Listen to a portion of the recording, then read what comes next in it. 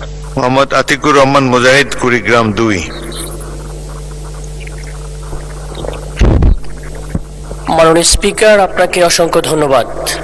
আমি যখন দাঁড়িয়ে আছি আমার এলাকায় তখন অনেক শিক্ষার্থী তাদের পড়াশোনা করতে পারতেছে না। বিশেষ করে আমার বোনেরা যারা তাদের ইচ্ছা থাকা সত্ত্বেও নির্দিষ্ট দূরত্বের কারণে তারা পড়াশোনা করতে পারে না। আজকে আমি যে বিষয়টার উপর বলতেছি সেটা হচ্ছে আমার সদর উপজেলার ঘোগাদহ ইউনিয়ন, সেই ইউনিয়নে প্রায় 40,000 লোকের বসবাস। দুঃখজনক বিষয়, মাত্র 2টি মাধ্যমিক বিদ্যালয় রয়েছে, কিন্তু কোনো ধরনের উচ্চ মাধ্যমিক কোনো বিদ্যালয় নাই।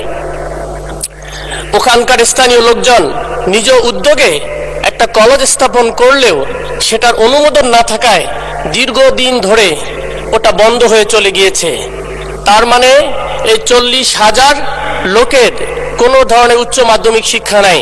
সেখানকার স্টুডেন্টকে 20 কিলোমিটার দূরে অন্য একটা জায়গায় গিয়ে তাদের শিক্ষা গ্রহণ করতে হয়।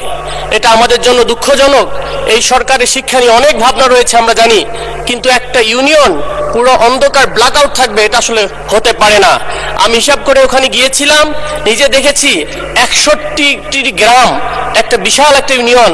সেই ইউনিয়নে যদি দ্রুততার সহিত একটা কলেজকে অনুমোদন হতে পারে বেসরকারি উদ্যোগে হলেও যদি এমপিও করা হয়, তাহলে ওখানকার বোনেরা, আমার ছোট বোনেরা, তারা পড়াশোনা করতে পারবে। এবং কুড়িগ্রাম থেকেও একসময় বেগম জিয়া যেভাবে শিক্ষার উন্নয়ন ঘটিয়েছিল, মাধ্যমিক স্তরে ফ্রি দিয়েছিল, কিন্তু ওখানকার শিক্ষার আলোয় তো পৌঁছাইতে পারতেছে না। মাননীয় স্পিকার, আপনার মাধ্যমে আমি দ্রুত বাস্তবায়নের জন্য একটা যেন ওখানে উচ্চ মাধ্যমিক স্কুল হয় সেটার জন্য আবেদন করতেছি, এবং কুড়িগ্রামের মানুষ এটার জন্য কৃতজ্ঞ থাকবে। আপনাদের প্রতি অসংখ্য ধন্যবাদ।